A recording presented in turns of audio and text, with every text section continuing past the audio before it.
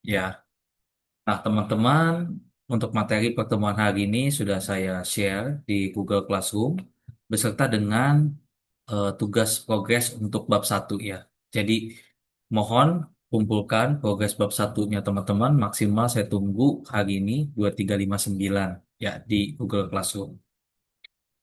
Oke, sekarang kita akan membahas ada beberapa hal yang ingin saya sampaikan. Fokusnya hampir sama di bab 3 juga dan juga ada beberapa yang penekanan-penekanan yang saya ingin sampaikan di pertemuan hari ini. Jadi untuk materi hari ini teman-teman bisa lihat di Google Classroom juga udah saya share juga. Ya, oke. Saya share screen.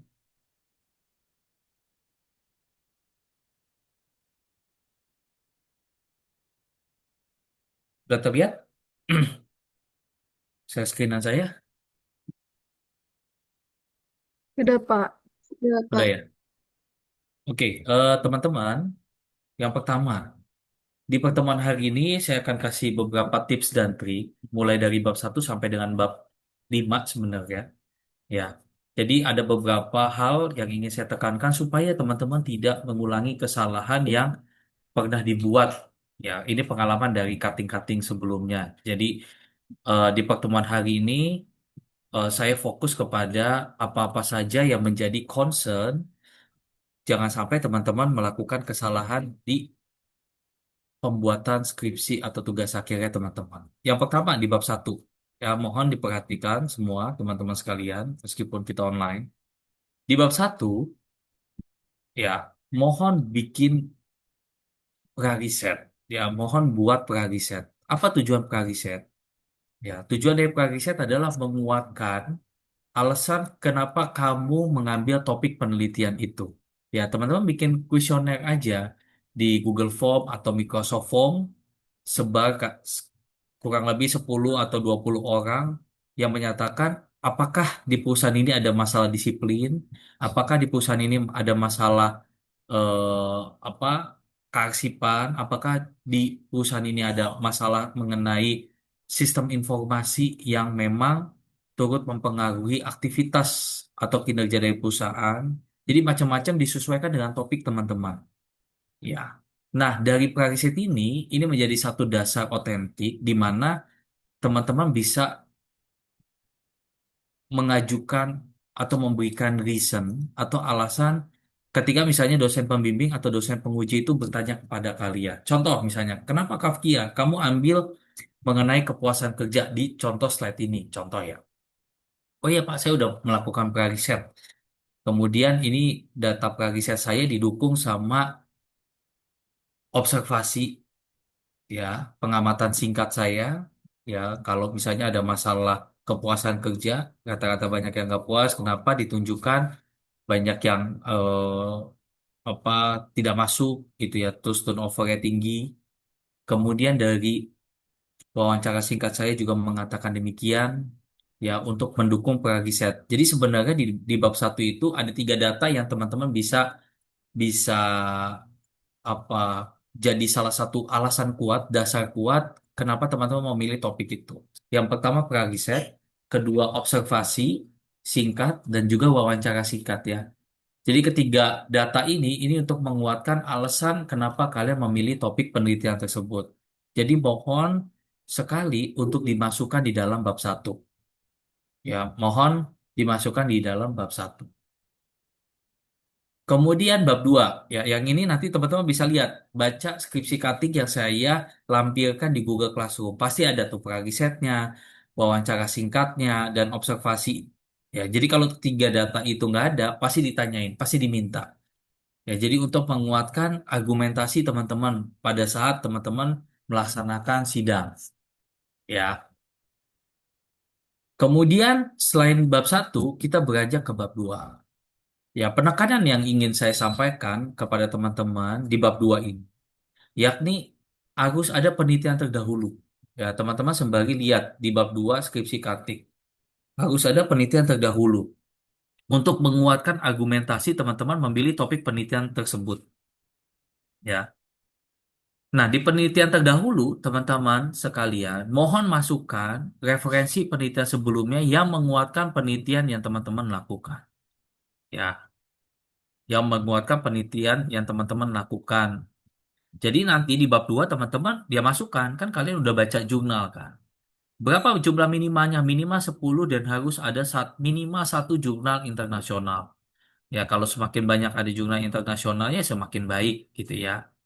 Jadi mohon dimasukkan minimal ada 10. Ya, minimal ada 10, kemudian harus ada satu yang ada jurnal internasionalnya sebagai pendukung. Kalau nggak ada gimana Pak? Pasti diminta. Jadi teman-teman, Pak saya mau nekat aja 10. Oke, pas sidang pasti diminta. Saya garansi itu. Ya, jadi teman-teman jelasin dulu ya. Teman-teman jelasin dulu ya.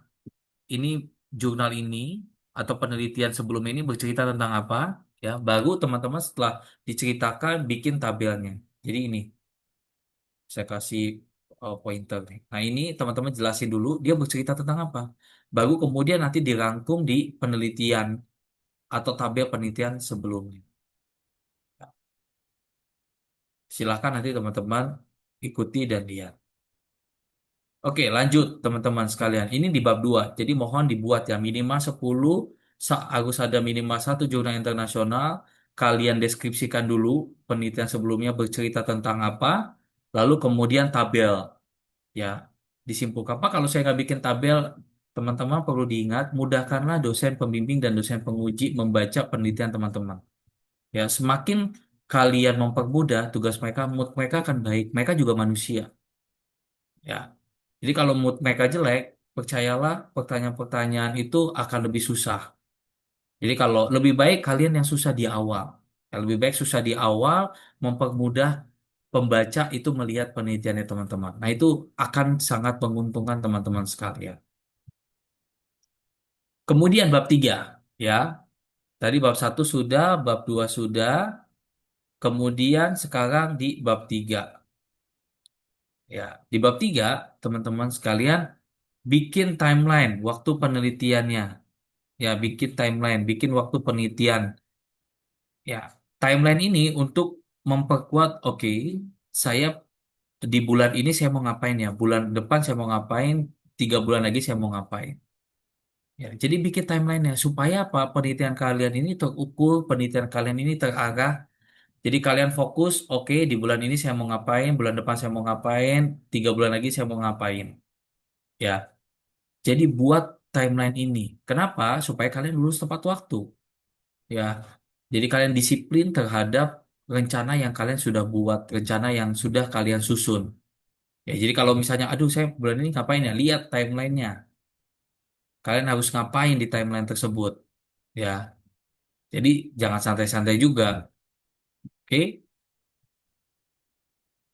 Kemudian selanjutnya yakni bikin juga karena penelitian kalian kualitatif, bikin pedoman pertanyaan penelitian. Ya, bikin pedoman pertanyaan penelitian. Kan kalian mau wawancara. Ya, udah mau wawancara, kita bikin pertanyaan terstruktur, teman-teman sekalian. Bikin pertanyaan terstruktur. Supaya apa? Hemat waktu, hemat biaya, hemat tenaga teman-teman. Jadi pada saat ke lapangan, enggak eh, nggak A, I, U, E, O. Kalian udah lihat tuh, oh pedomannya saya mau pakai pertanyaan ini, saya mau tanya ini ke narasumber. Ya, saya mau pakai atau saya mau bertanya kepada narasumber pertanyaan yang udah saya buat. Ya, so buat pedoman pertanyaan wawancara. Ya, buat pedoman pertanyaan wawancara. Oke, ini taruhnya di mana? Taruhnya nanti di bagian akhir. Ya. Oke, lanjut. Ya, di metode penelitian. Ini saya ingin tekankan juga teman-teman sekalian. Metode penelitian kualitatif dirancang untuk membantu peneliti memahami sebuah fenomena dalam konteks. Sedangkan metode kuantitatif berfokus pada pengukuran. Jadi kalau teman-teman lihat, ya teman-teman lihat, kalau metode kuantitatif dia pasti ada indikator, ada dimensi, ya indikator, kemudian ada dimensi, gitu ya. Kemudian teman-teman sebar survei, kemudian diubah ke skala Likert, baru kemudian teman-teman hitung pakai tools. Ya, itu kuantitatif. Ya. Sementara kalau metode penelitian kualitatif itu ngapain, teman-teman? Metode penelitian kualitatif adalah teman-teman sebagai peneliti ini berusaha untuk memahami sebuah fenomena yang terjadi. Ya, jadi indikatornya itu dari teman-teman sekalian, subjektivitas teman-teman sekalian. Memang penelitian kualitatif dibandingkan kuantitatif, subjektivitasnya lebih tinggi kualitatif. Ya, tetapi ada beberapa tahapan yang saya udah ajarkan kepada teman-teman, bikin pertanyaan yang nggak bias, nggak mengarahkan, kemudian pakai teknik triangulasi. Jadi tanyanya itu bukan cuma satu orang.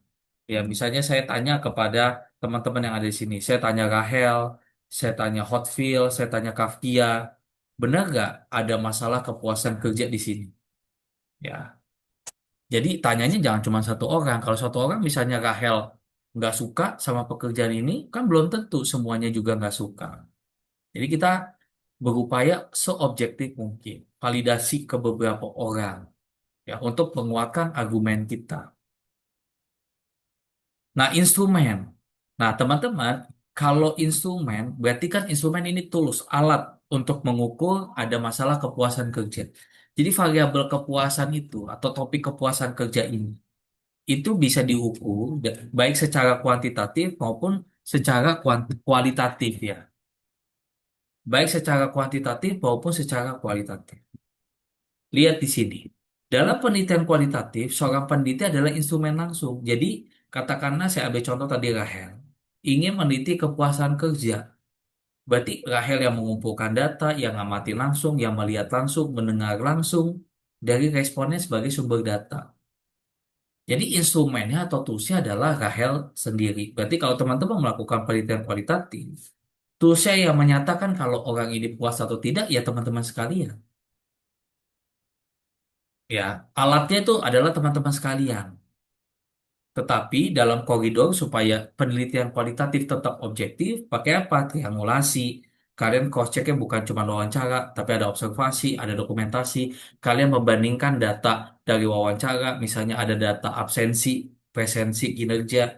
Atau kalau kalian pengen meneliti tentang arsip, ini dokumentasi arsip nih, masih berantakan. Ada nggak sistemnya? Kalian cek tuh persisteman di perusahaan tersebut. Jadi double triple cross check. Nah, sementara kalau kuantitatif, ya indikator tersebut dia menyatakan puas atau tidaknya dihitung oleh angka-angka. Ya, ada indikator, ada butir-butir pertanyaan yang teman-teman isi dalam survei, dalam kuesioner. Nah, butir-butir pertanyaan tersebut itu adalah instrumennya. Bagaimana saya mengukur kalau kuantitatif Rahel ini puas atau tidak di atau bekerja di perusahaan saya? Ini loh, ada seperangkat pertanyaan. Pertanyaan itu dapatnya dari mana, Pak Kris? Dari penelitian-penelitian sebelumnya. Jadi kita nggak boleh buat pertanyaan-pertanyaan itu seenak EDW. Ya, jadi kalau teman-teman kan mau mau ngukur berat badan, pakai apa? Ya udah saya ngukur aja Pak, kira-kira sekian. Ya kan nggak bisa. Berarti harus ada alatnya, harus ada instrumennya. Instrumennya apa? Timbangan untuk menunjukkan berapa berat badan kita. Angkanya menunjukkan berapa? 50, 60, 70, 80 kah?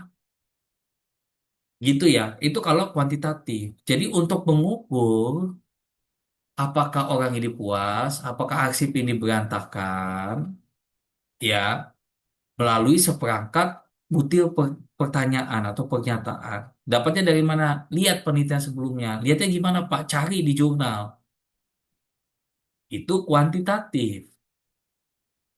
Ya, nanti kalau sangat setuju nilainya 5, sangat tidak setuju 4, netral 3, tidak setuju 2, sangat tidak setuju 1. Oke. Ini instrumen. Lalu bagaimana membuat pedoman pertanyaan wawancara berdasarkan indikator versus tidak. Ya, teman-teman sekalian. Nah, teman-teman, ada dua mazhab di dalam penelitian kualitatif. Mohon perhatikan teman-teman semuanya. Jadi, just in case nanti kalian dapat dosen pembimbing yang punya mazhab, buat buat pertanyaan kualitatif, bikin dong pakai indikatornya. Indikatornya apa? Cari di jurnal penelitian sebelumnya. Bikin pertanyaannya, kemudian kamu tanyain, kamu wawancara. Ada yang seperti itu tidak salah juga. Ya, itu tidak salah. Ada juga yang dia nggak buat. Kenapa dia nggak buat? Karena instrumennya diri kita sendiri.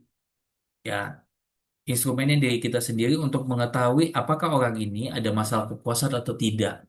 Dua-duanya benar. Ya, dua-duanya benar.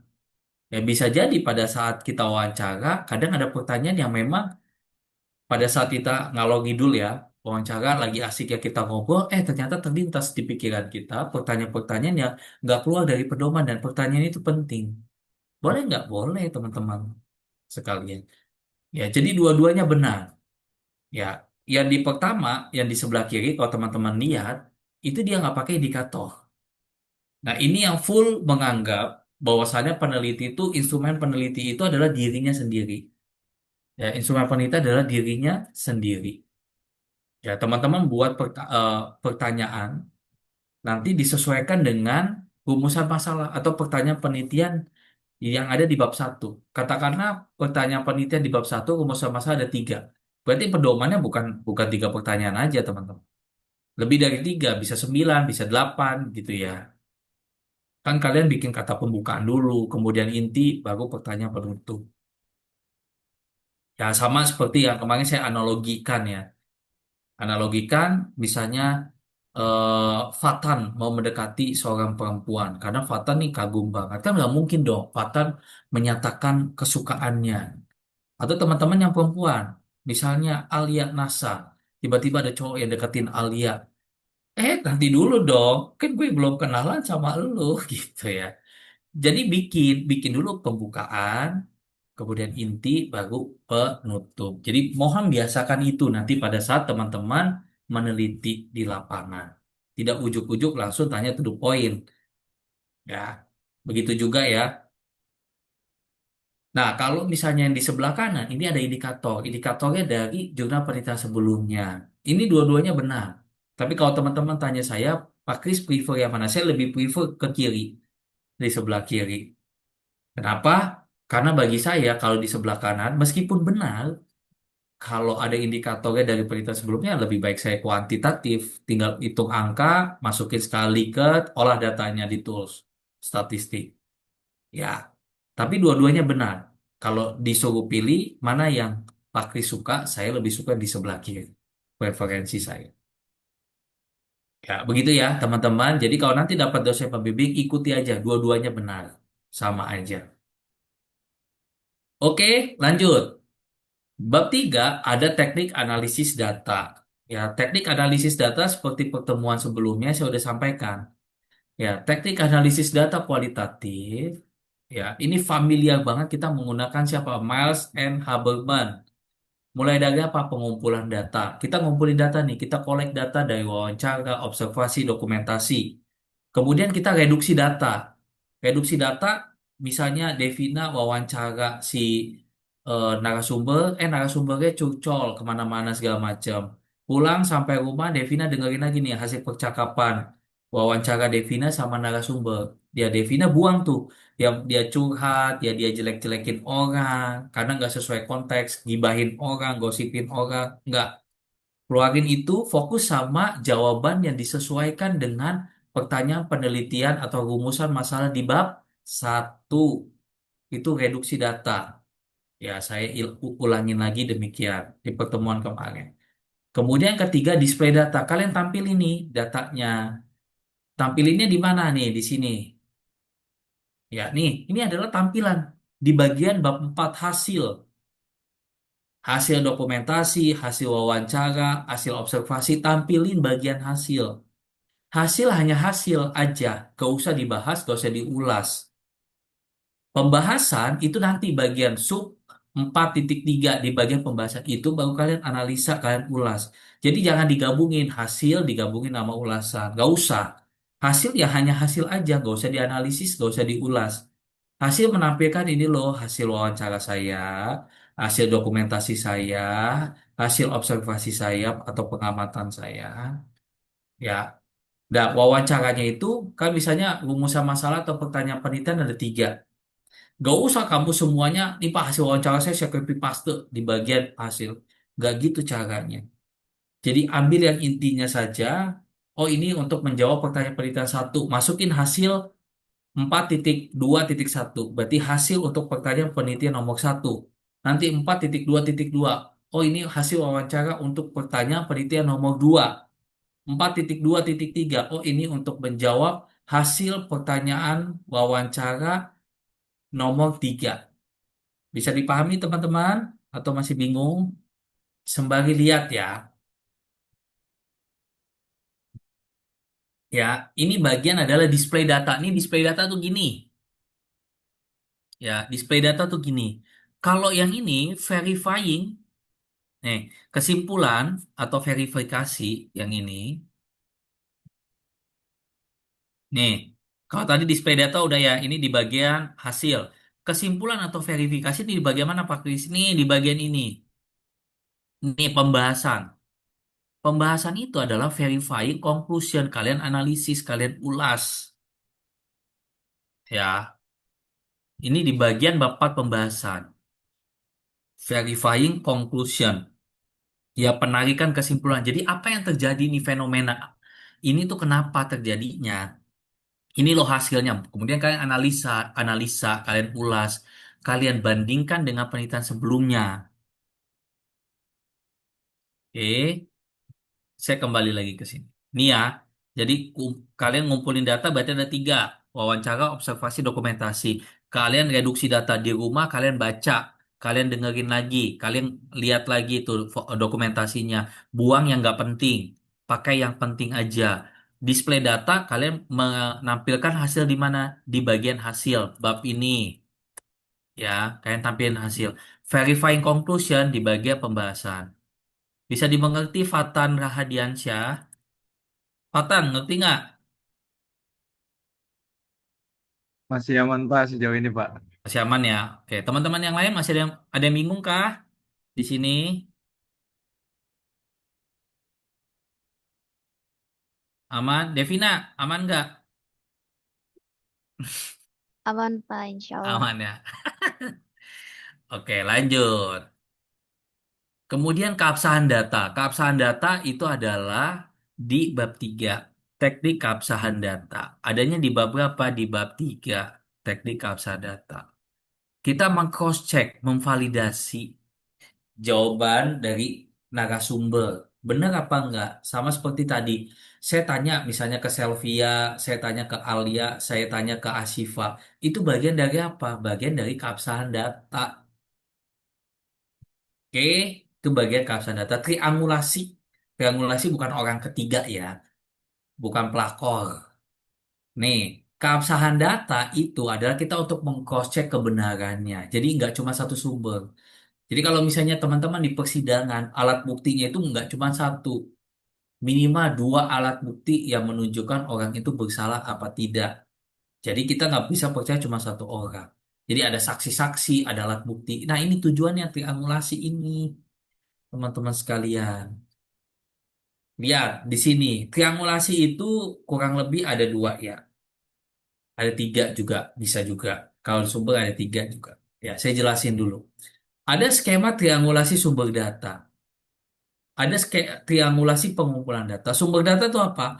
Kalian meng-cross-check, misalnya tanya manajer, manajer paling tinggi ya.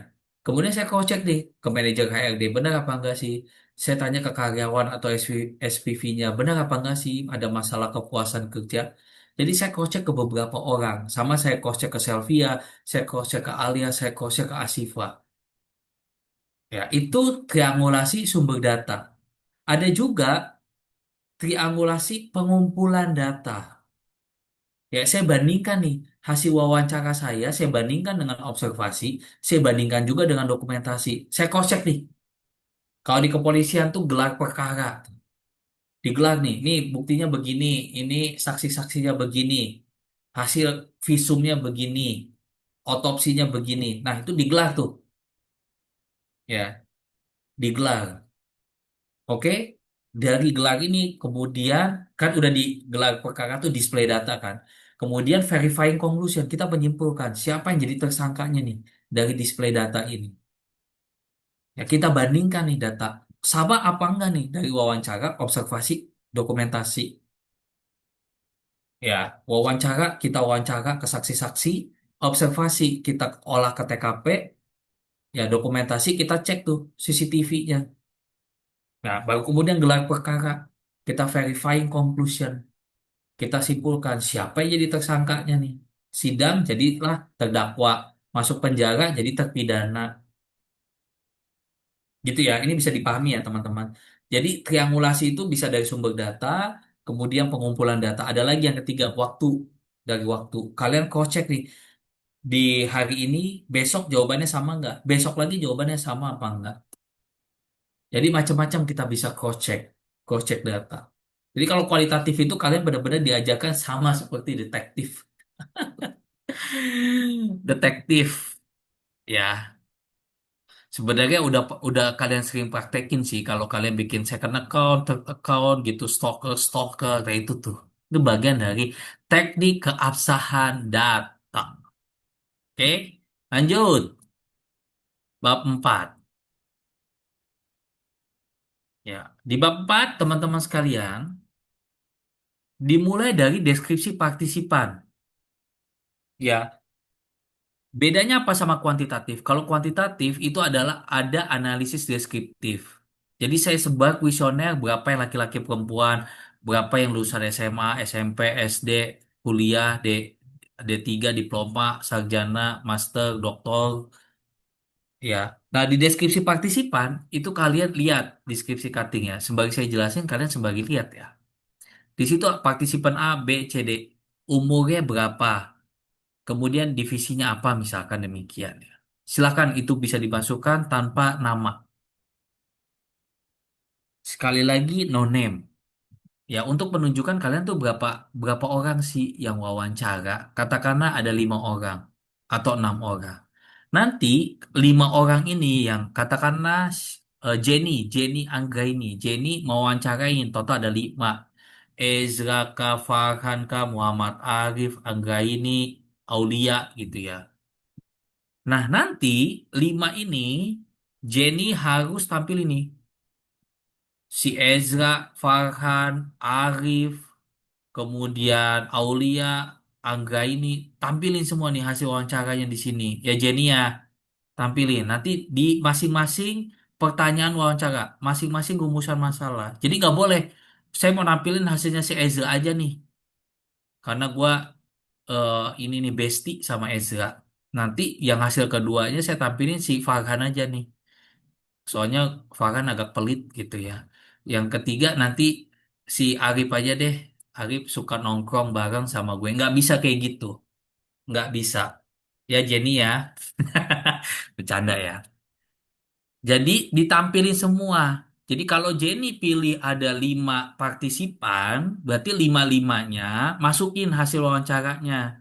Di setiap, ya ingat, harus diingat, di setiap pertanyaan penelitian atau rumusan masalah. Kalau teman-teman bikin pertanyaan penelitiannya itu ada 4, berarti masing-masing pertanyaan itu harus menampilkan 5 wawancara partisipan. Nggak boleh enggak. Mesti kudu wajib harus. Ya, baca skripsi cutting. Ya, lihat di situ pasti ada. Nggak mungkin enggak. Oke, Jen, bisa paham ya Jen? Aman Jen? Aman, Pak. Oke, Jenny Blackpink. Salah, Jenny Angga ini. Oke, gitu ya. Lanjut. Nah, sini. Bedakan hasil dan pembahasan. Bedakan hasil dan pembahasan. Ini sekali lagi gue tekankan. Bedakan hasil dan pembahasan. Oke? Hasil itu menampilkan hanya hasil aja. Ya, hanya menampilkan hasil saja. Hasil apa? Wawancara, observasi, dokumentasi. Sekali lagi hanya hasil. Nggak boleh lebih dari itu. Sementara pembahasan, teman-teman lihat, diulas hasil tersebut dengan mengkaitkan teori. Jadi kalian analisa, kalian ulas. Kenapa demikian? Fenomenanya kok terjadi demikian? Kenapa? Why? Ya, why? Kenapa? Kalian jelasin dong. Ya, nih hasil kayak gini ya. Berdasarkan hasil observasi nih, kalau tadi hasil di dokumentasi ya, teman-teman perhatiin. Ini wawancara, ini observasi nih. Ya, observasi tuh kayak dear diary. Kalian ngamatin tuh hari sekian ngapain gitu. Ya, pengamatan kalian, observasi itu. Oke, pembahasan nih. Jadi dari hasil tadi kalian ulas, kalian bahas nih. Mengkaitkan dengan teori atau penelitian sebelumnya. Alia, paham nggak Alia? Aman, Pak. Aman. Ini yang kagak open cam gue kurangin nih nilainya. Daripada open cam. Yang masih pada tidur, liatin aja. Ileran tuh. Belum mandi, belum gosok gigi, biarin aja. Ini gue cek nih satu-satu ya. PJ kelas, kasih tanda nih yang kagak on cam. Nih, lihat ya, pembahasan. Kalian bandingkan dengan penelitian sebelumnya. Nih, contoh ya. Menurut ini, pemeliharaan merupakan bla bla bla segala macam. Kenapa harus dipelihara sarana prasarana? Nih, penelitian sebelumnya kayak begini nih, teorinya begini. Kalian ulas, kalian analisa. Gitu ya. Asifah, Asifah Kamatia, paham nggak Asifah? Paham, Pak. Paham ya. Jadi kalau pembahasan, pokoknya ingat aja hasil, kalian analisa, kalian ulas, kalian bandingkan dengan penelitian sebelumnya. Hasil ya hanya hasil aja. Oke? Ezra, paham nggak Ezra? Oke, aman ya. Lanjut, lampiran. Sekarang bagian lampiran ya. Lampiran ada apa aja nih di bagian lampiran? Nih, contoh ya, misalnya Aulia Farhana. Saya saya tanya, Aulia, kamu udah wawancara nggak? Oke, wawancaranya terstruktur apa tidak terstruktur? Misalnya, terstruktur, Pak. Tapi nggak dilampirin. Nah, Aulia berarti salah. Lampirin dong buktinya. Bagaimana kamu menyatakan bahwasannya kamu udah melakukan wawancara tanpa adanya bukti? Bagaimana Aulia menyatakan misalnya si Muhammad Arif ini pelit gitu ya tanpa adanya bukti? Ya, masukkan segala jenis bukti adanya di lampiran. Ingat teman-teman, bukti-bukti ya perilakunya si Arif Bu Haram ini adanya di bagian lampiran. Arif bercanda ya, no hard feeling Arif. Ya, lampiran pedoman, wawancara, kalian buat surat permohonan, observasi, ya bikin. Kemarin PJ tanya saya, bikin di lantai 2. Ya, kalian belajar aja buat tanya. Jadi nanti pada saat skripsi, ya udah tahu nih langkah-langkahnya kemana. Ya, ini lampiran. Mohon dibuat, dimasukin segala jenis data-data. Kalau kuantitatif gimana, Pak? Ya angka-angka. Ya, kalian bisa lihat contoh skripsi cutting kalau kuantitatif itu skala Likert dimasukin, hasil Excelnya dimasukin, SPSS atau SEM-nya semuanya dimasukin karena dia angka-angka aja. Makanya kalau studi kuantitatif tuh agak kurang menarik menurut gue ya. Nah, ini cuma angka-angka aja. Dua-duanya penting sama, dua-duanya penting. Cuman saya lebih seneng kalau neliti itu kualitatif gitu. Ada seninya. Oke, ini ya pedoman surat permohonan observasi. Kemudian kuesioner prariset dimasukkan di lampiran ya. Kemudian tampilkan foto tercantiknya atau tergantengnya kalian. Ya, jadi kalau misalnya nih si Hotfield Baki mau pakai jas, Pak saya mau pakai jas buat dokumentasi. Silahkan, nggak apa-apa. Atau Aisyah Fajriah Meka, Pak saya pengen berdana seperti Princess Syahrini itu. Boleh nggak? Boleh. Ini dokumentasi untuk menunjukkan kalau oh ini buktinya kalian udah wawancara. Nah, sekarang saya mau sampaikan kepada teman-teman, Pak, apakah diperbolehkan wajah narasumber itu saya blurkan? Aisyah, boleh nggak wajah narasumber diblurkan karena dia takut dikenali nanti kalau dipublish? Boleh, Pak.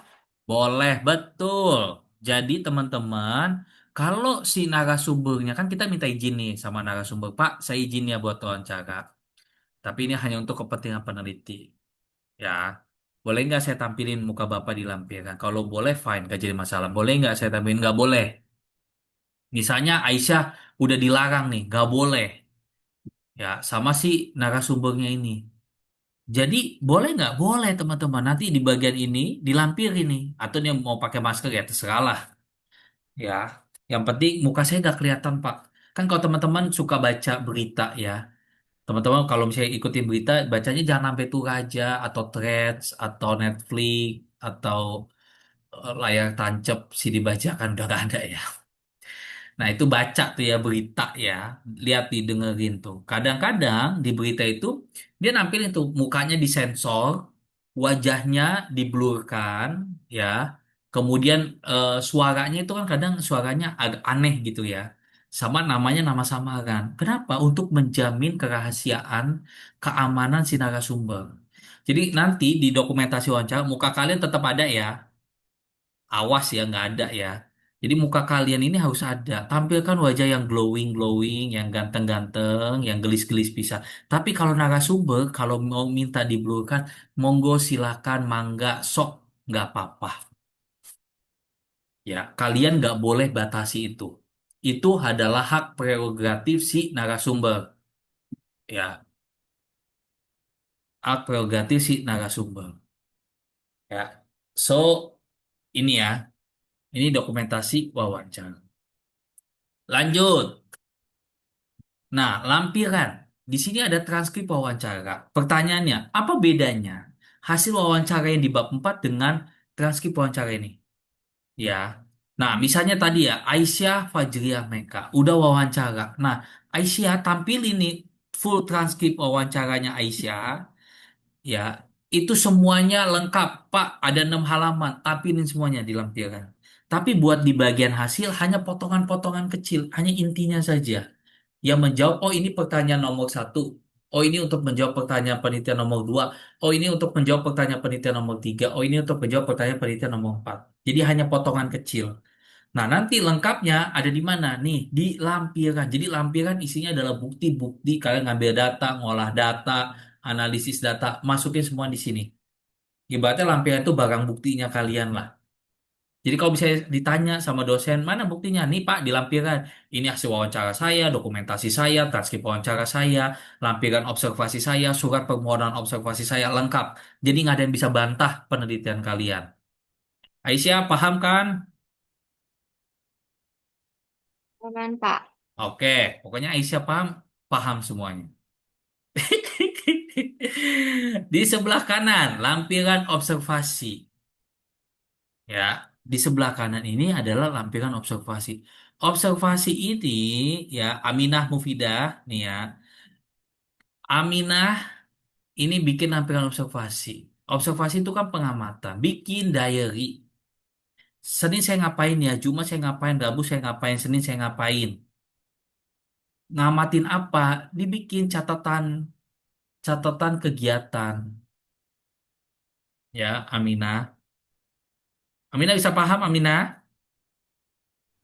Insya Allah paham, Pak. Oke, Aminah paham, semua paham. Pokoknya yang saya tembak aja, paham, paham.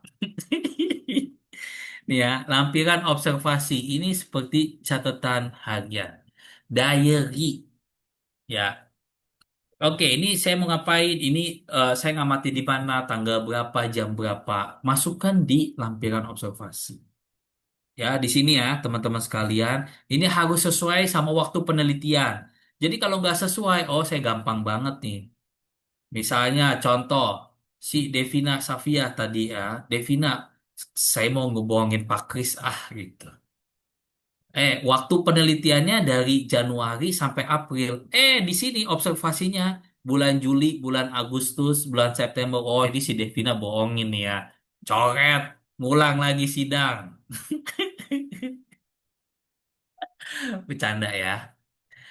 Gitu ya. Nih ya, ini harus sesuai nih sama ini nih. Waktu penelitian. Jadi di range waktu penelitian itu kalian observasi. Oke, Devina paham? Paham, Pak. Oke, Devina paham, kita semua paham. Lanjut. Nah, nih ada beberapa catatan dari saya. Ya, ada beberapa catatan dari saya. Nomor tabel ini catatan ini dari kesalahan-kesalahan ketik sebelum-sebelumnya. Dia kasih tabel, dia kasih gambar, dia nggak kasih nomor, coba. Nggak ada tuh daftar tabel, daftar gambar. Ya, dosen pembimbing, dosen pengujinya gimana mau ngecek? Susah dong. Satu. Kedua, subbab di bold ya. Untuk mengetahui, oh ini subbab, ini bab. Kemudian ketiga, bikin paragraf yang baik. Paragraf yang baik apa? Alinea pertama menjorok ke dalam. Ya,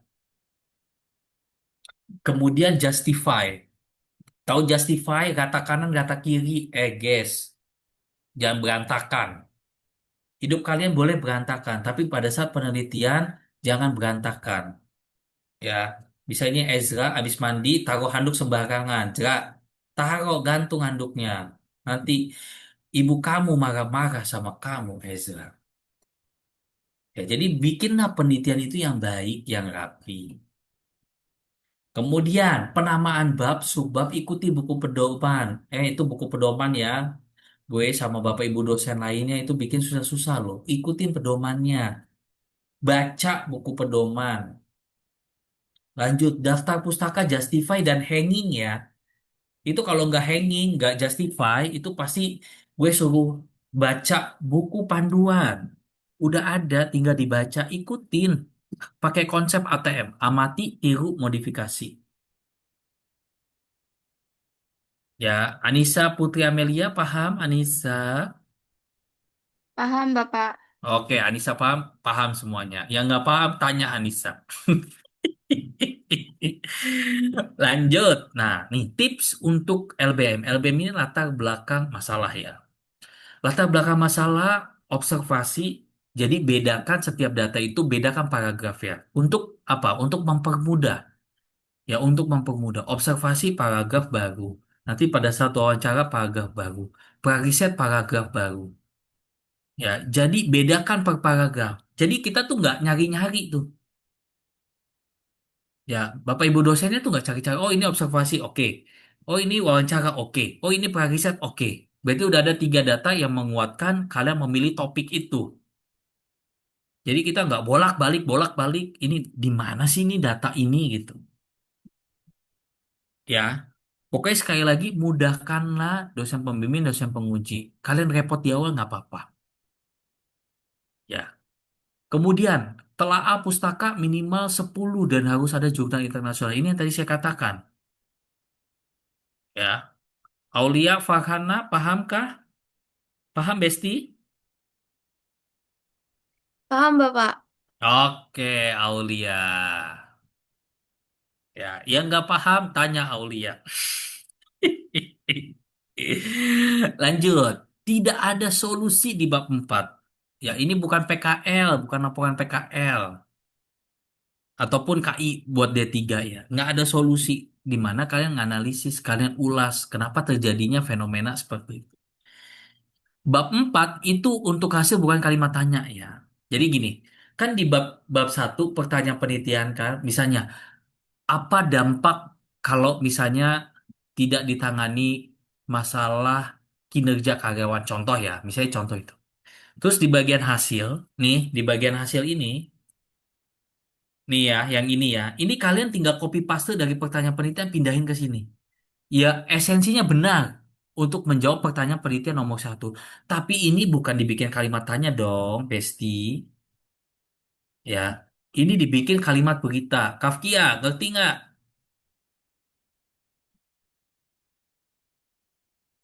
Insya Allah ngerti, Pak. Awas ya nggak ngerti ya. Ya, jadi ini ya, kalau kalian mau kopas silahkan kopas, tapi bikin kalimat berita. Oke?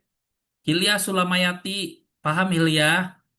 Ini ya, jangan pakai kalimat tanya. Hilya, paham nggak? Paham, Pak. Oke, good. Lanjut ya. Eh, tidak, Bapak untuk hasil bukan kalimat tanya. Sekali lagi, itu kalimat berita. Kalian boleh kopas, habis itu reduksi. Nih, percayalah dengan saya nih ya. Ini saya udah jelasin sampai berludah-ludah keluar ya. Ini di UTS dan UAS, ini pasti ada yang salah aja. Ini pasti nih. Ya, alasannya macam-macam nanti. Ketika gue kasih nilai B atau C, protes. Ya, kalau nggak tahu please tanya ya. Oke, ini beberapa catatan dari saya. Mohon diikuti. Ini catatan ini kenapa? Karena ini beberapa kesalahan. Jadi kayak lagu Chris Patih. Kesalahan yang sama. Ya, di kesalahan yang sama. Jadi jangan diulangi ya teman-teman. Gue minta tolong please banget. Oke, Devina Safia, jangan diulangin ya Devina ya. Ezra, kamu senyum-senyum aja. Awas diulangin ya.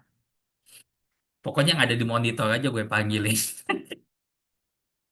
Oke, udah itu aja ya materi pertemuan saya. Kemudian jangan lupa tugas dikumpulkan. Ya, tugas dikumpulkan. Saya udah buat di sini. Nih ya. Bab satu minggu depan, bab 2 minggu depan lagi bab 3. Kemudian UTS kumpulkan semua bab. Bab satu sampai bab 3. Oke, lengkap dengan cover, daftar isi, daftar pustaka, rapih, justify semua. Kirim dengan PDF ya. Saya nggak mau Word. Karena kalau Word itu suka berubah-berubah tuh formatnya. Oke, sekarang silahkan ada yang mau ditanyakan, silahkan.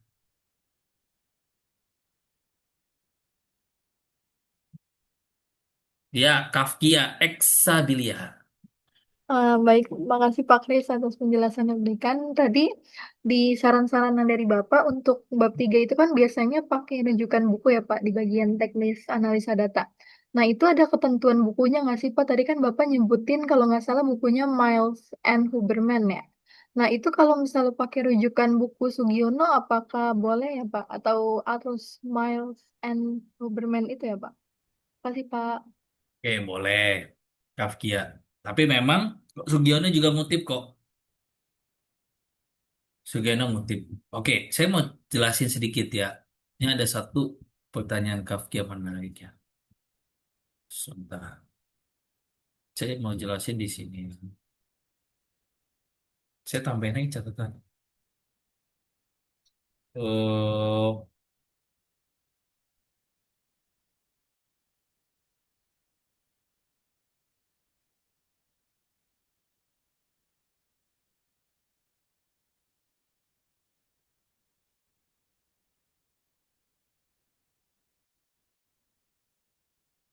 ini contoh ya. Nih gue tambah ini catatan. Nah, fokus dengan data primer ya. Ini kadang tuh sering terjadi. Budi dalam Tuti 2024. Kenapa sih lu nggak ambil Budi aja? Ini tuh data sekunder. Ini saya diajarin sama guru saya tahun 2009. Ini para peneliti ini keki banget nih kalau begini nih. Ya, keki banget nih begini ya. Jadi langsung aja si Budi ya. Sekarang Google Scholar tuh banyak ya. Sumber data tuh banyak. Cari 5 tahun terakhir. Gue tambahin lagi. Ya, cari sumber referensi 5 sampai 10 tahun terakhir. Oke? Gitu ya, Kafkia.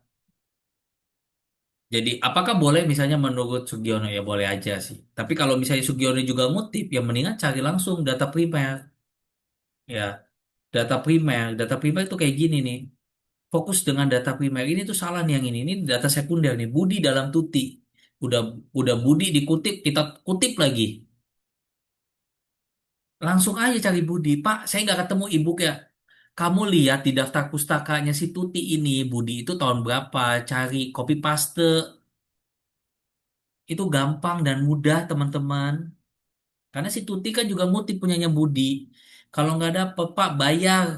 Uang saya pas-pasan, Pak, buat naik angkot gitu. Misalkan demikian. Atau enggak, uang saya buat ngedate, Pak.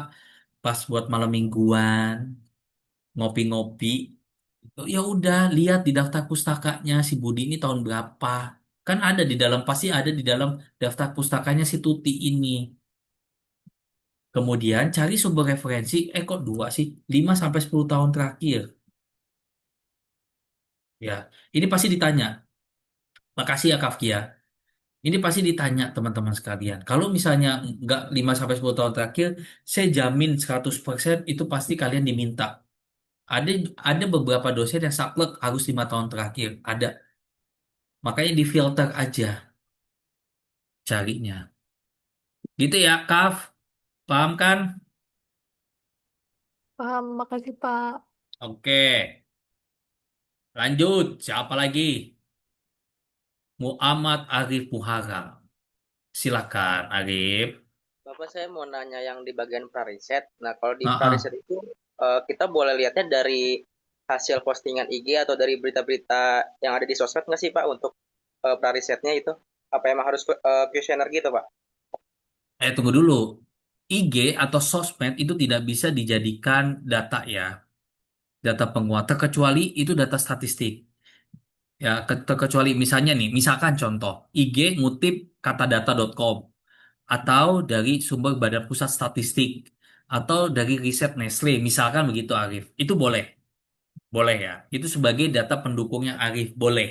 Tapi data riset itu sebaiknya itu kamu fokus sama objek penelitian. Nah, biasanya kalau di IGG data-data riset itu kan secara umum ya, secara general. Misalnya ekonomi di Indonesia lagi turun atau tingkat literasinya gimana nih? Itu umum banget. Nah, fokus anak vokasi itu hanya satu topik di satu objek penelitian. Jadi kamu lihat ada masalah apa di objek penelitian kamu di perusahaan yang kamu teliti. Kamu sebagai nih 10 sampai 20 orang, 20 responden, kasih satu atau dua pertanyaan, benar nggak sih ada masalah disiplin, ada masalah arsip, kayak gitu ya. Poinnya adalah, intisari dilakukan riset adalah kamu punya data. Jadi kalau misalnya Arif ditanya, kenapa sih kamu ambil topik ini? Ini saya punya data, Pak, Bu. Ya, saya melakukan riset, di mana hasil riset ini kalau ada masalah nih dengan dengan topik yang ingin saya angkat. Paham, Rip? Jadi kesimpulan saya ada dua. Apakah boleh? Boleh, Rip. Kalau IG, selama di IG tersebut itu sumber resminya ada ya, Rif. Tapi mostly dari IG itu secara umum, secara general. Ya perusahaan secara general atau bisnis secara general, ekonomi secara general, kamu tetap mau masukin nggak apa-apa. Tetapi perlu diingat, penelitian anak vokasi itu fokus sama di objek penelitian. Jadi kamu harus buat lagi yang fokus ada masalah di PT yang mau saya teliti itu atau di organisasi yang mau saya teliti. Gitu ya, Rip ya. Ya Pak, siapa? Paham Pak. Oke, sip. Lanjut, siapa lagi?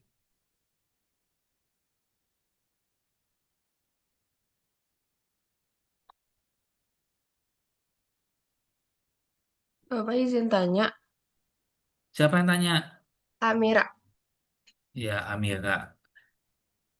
berarti kan hari ini kan pengumpulan bab satu ya, sedangkan saya itu belum ada prariset gitu, Pak. Itu nggak apa-apa kan ya, Pak, draft itunya dulu? Nggak apa-apa, Amira. Kita baru progres, Amira. It's okay, Amira. Fahrisa Gumai. Kamu temannya Gumai kah? Apa saudara? Nggak ya? Nggak ya, cuman sama aja ya. Oke. Gitu ya. Jadi ini baru progres, tapi kan ini pertemuan 5 ya. 6, 7, 8 kalian harus udah ready ya. Masih ada waktu, tenang aja. Perbaikin. Minggu depan pertemuan 6 bab 1 dan bab 2. Pertemuan 7 bab 1 bab 2 dan bab 3. UTS pertemuan 8 komplit. Paket komplit. Pakai susu jahe telur. STMJ semuanya. Oke, gitu ya teman-teman. Sekalian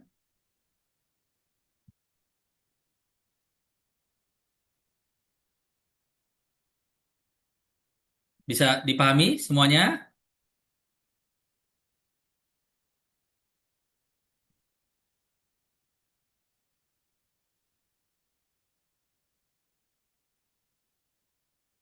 Bapak mau tanya, Oke, apa lagi? Silahkan kakak-kakak.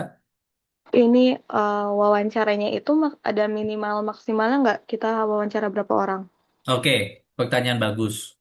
Nah, wawancara itu kan di teori itu satu boleh. Tetapi jangan cuma satu. Biasanya saya minta kepada anak-anak atau kakak-kakak cutting kalian itu minimal tiga. Minimal tiga. Kenapa? Karena kalian harus triangulasi kan. Gitu ya, teman-teman. Kalian harus triangulasi, harus cek kebenaran datanya bagaimana. Oke? Ya Bapak, makasih. Oke, sama-sama. Lanjut, siapa lagi? Bapak, saya mau nanya, Pak. Iya, Di silakan. di data yang Bapak lampirkan tadi kan, itu ada yang observasinya beberapa kali ya, Pak. Tadi saya lihat ada 30 Januari, itu 17 Februari. Hmm, Nah, hmm, hmm. berarti kita itu observasinya nggak cuma sekali waktu ya, Pak? Iya Harus berapa dong, kali? iya dong, betul. Kan kita neliti penelitian kualitatif itu nggak sebentar loh. Mereka butuh waktu yang lama. Kalau teman-teman suka lihat ada beberapa peneliti-peneliti sebelumnya, itu tuh bisa berbulan-bulan, bisa bertahun-tahun. Nah, makanya pendekatan saya waktu saya ke Prodi dan juga sampai saat ini sih, insya Allah Pak Roni terusin, itu selama magang kalian tuh ngamatin. Ya, selama magang itu kalian ngamatin. Jadi kalian punya waktu 5-6 bulan, kalian sebagai magang, sebagai kalian observasi, kayak gitu. Gitu ya. Oke, makasih Bapak. Sama-sama kakak. Lanjut. Lanjut kak.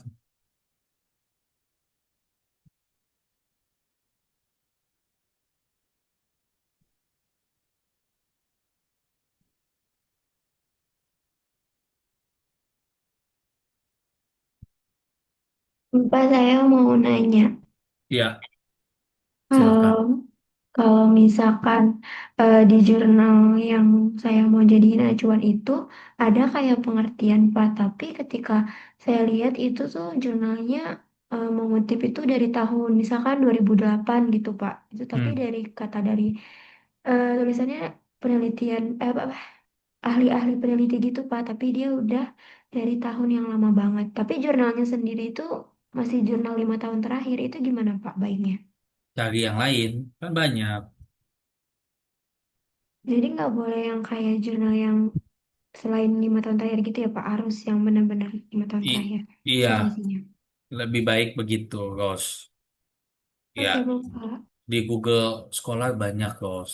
Ya, emang kalau skripsi, ya daya tahan tangguh, banyakin antangin, tolak angin, gitu ya.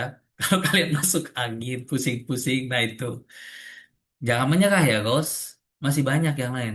Itu setiap hari tuh Google Scholar aktif itu banyak, Ros. Cari ya yang lain ya. Gak usah takut, Ros. Banyak, Ros. Pantang menyerah, Ros. Oke, makasih Bapak. Berarti nggak boleh yang Oke. ada eh, yang kayak tadi apa yang di dalam jurnal Iya, ini iya, gitu Pak, iya, nggak iya. boleh Pak. Itu jujur gue enak banget itu. Bahkan saya meeting sama, kita koordinasi ya sama Bu Susan sama Bu Opi. Wah, itu juga sama mereka juga. Nggak kayak gitu, peneliti yang benar gitu. Nggak ada. Apalagi kalau jurnal-jurnal internasional itu nggak ada tuh yang kayak gitu. Rosalina di dalam Aliana Safazila. Wah, nggak ada itu, Gaus. Kayak gitu nggak ada. Oke, makasih Bapak. Oke,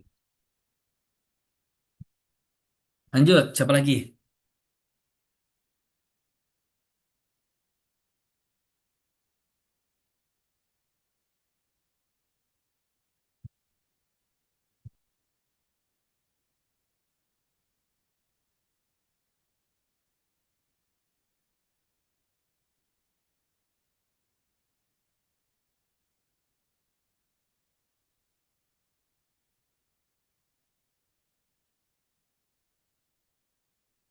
Oke, kalau nggak ada, mungkin kita cukupkan pertemuan pertama hari ini. Teman-teman sekalian, tetap semangat ya. Tetap semangat. Kemudian minggu depan saya akan jelasin mengenai, saya lupa ya, artikel kalau nggak salah ya. Udah mulai shifting ke artikel.